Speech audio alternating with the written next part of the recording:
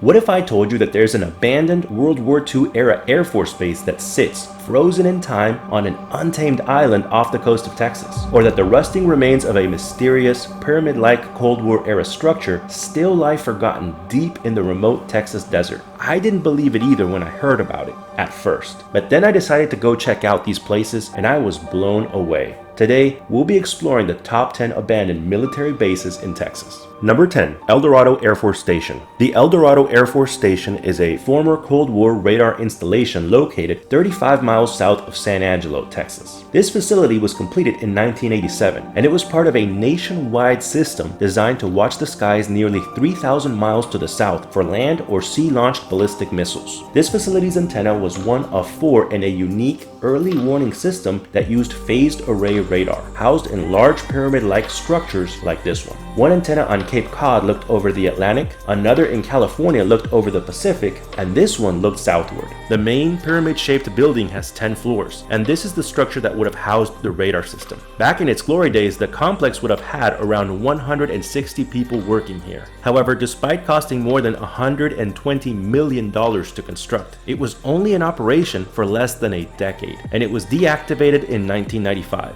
Thus, the decaying, rattlesnake-infested buildings here now sit mothballed by the Air Force, still on the books in case they're ever needed in the future. Number 9. Vancourt Auxiliary Field. Vancourt Field was built around 1943, and it served as one of the 7 auxiliary airfields that were built for the nearby Goodfellow Air Force Base, which trained more than 10,000 pilots during World War II. After the war, pilots continued to be trained here, primarily for large multi-engine piston and turboprop aircraft, first on the AT-6 Texan and the T-28 Trojan, and later the twin-engine TB-25 and B-25 Mitchell. What makes this field unique from the other 6 auxiliary fields is that its service continued after the end of World War II, and Vancourt may even have been the only one of Goodfellow's satellite fields to be later improved with paved runways to support training of B-25 Mitchell bomber crews, thus making it the only one of which any trace still exists today. Vancourt Auxiliary Field was closed by the Air Force in 1961 and is now in private hands. Number 8. Fort Walters. Fort Walters was a United States military installation located 4 miles northeast of Mineral Wells, Texas. Originally named Camp Walters, it was an Army camp from 1925 to 1946.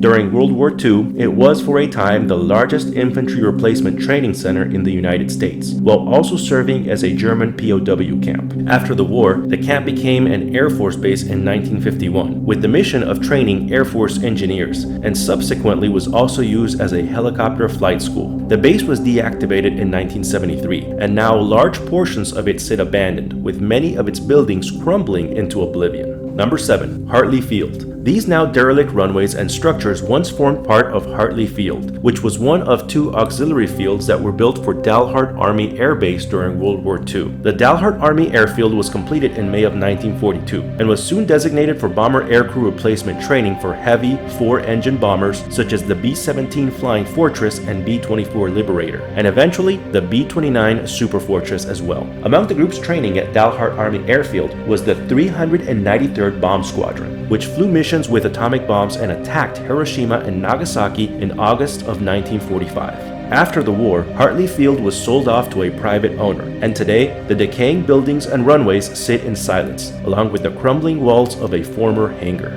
Number 6. Nike Missile Base DF-50. About 20 miles south of the Dallas-Fort Worth area lie the rusty, snake-infested remains of a Cold War historical relic. Nike Missile Base DF-50, as it was known, was in service from around 1960 to 1968, and it was one of 4 air defense bases constructed during the Cold War era to defend the Dallas-Fort Worth area in the event of Soviet aircraft attacks. Its 3 launchers were capable of launching both Ajax and Hercules missiles, and the launch site also had protected underground rooms that crews could retreat to after arming missiles for launch, as well as generators for self-sustained electrical power if commercial sources failed. Each launch site had 3 parts, including the IFC, or Integrated Fire Control radar systems, to detect incoming targets and direct the missiles, the underground missile magazines, and the administrative area. The site had a crew of 109 who ran the site continuously. Despite some decay and vegetation today, the 3 underground magazines are remarkably well preserved considering their age. Above ground, you can still see the entry door, escape hatch, missile doors,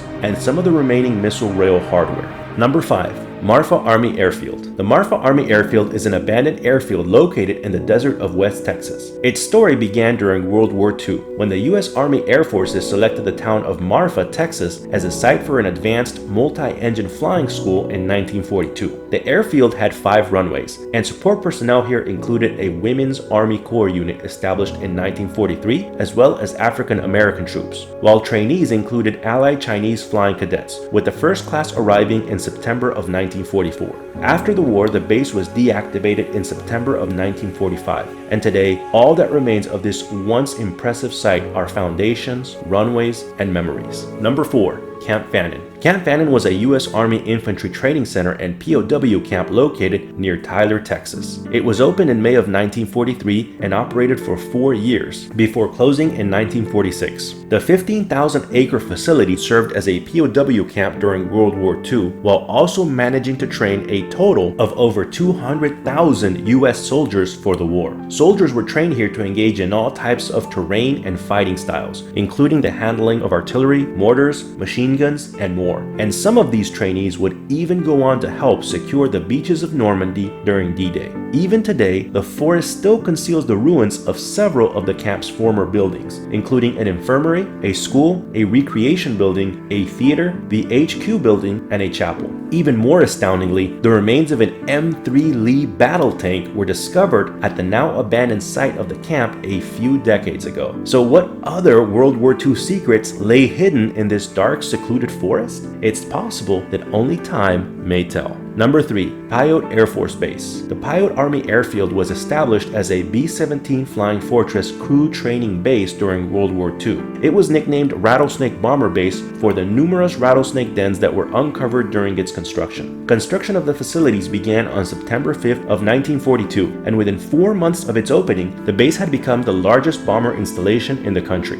The best known of all the aircraft stored at Pyote was the B-29 Enola Gay, from which the first atomic bomb was dropped on Hiroshima. After the war, the aircraft was briefly stored here before being flown to Andrews Air Force Base in Maryland in 1953 for preservation at the National Air and Space Museum. It was the last time the Enola Gay flew. In March of 1963, the Air Force ordered the site to close, and today, little remains other than crumbling concrete runways, taxiways, and ramps. Number 2. Longhorn Army Ammunition Plant. In October of 1942, the Longhorn Army Ammunition Plant was established to produce TNT for use by American forces. With the exception of a 7-year period from 1945 to 1952, the Longhorn plant spent 55 years manufacturing a variety of munitions ranging from incendiary devices to Pershing rocket motors. By its peak, the facility had grown to the size of a small city. It included 451 buildings, operated its own power and water treatment plants, and even had its own rail system. Following the facility's final closure around the year 1990, some areas of the abandoned facility have since become part of the Caddo Lake National Wildlife Refuge and are available for hiking and exploring, with some restrictions. Number 1. Matagorda Island Air Force Base. The Matagorda Island Air Force Base is an abandoned World War II airfield located on an island that time seems to have completely forgotten about. The island is known as Matagorda Island, and it's found a few miles northeast of Corpus Christi, Texas. The original airfield was built in 1942 as Matagorda Island General Bombing and Gunnery Range, and it was used for bomb and projectile testing and training purposes. During the Cold War, one of the runways was extended to 8,000 feet to accommodate jet fighters, along with the SAC B-29 and B-50 Super Fortress bombers. The base was deactivated in 1975 after the end of United States involvement in Vietnam. Today, all that's left on the island are several crumbling runways, structures, hangars, and buildings, as well as the practice bombing range, which is still dotted with decades-old targets and bomb craters from the time of the Cold War. Thank you so much for exploring these amazing places with me. Keep in mind that these are not necessarily all of the abandoned military installations that are found in Texas, just my favorite 10, based on whether they're truly abandoned, how old they are, the history behind them, accessibility, and their current condition. Do you feel like I missed something? Please feel free to comment below the video. Again, thank you for watching, and I hope to see you on my next adventure.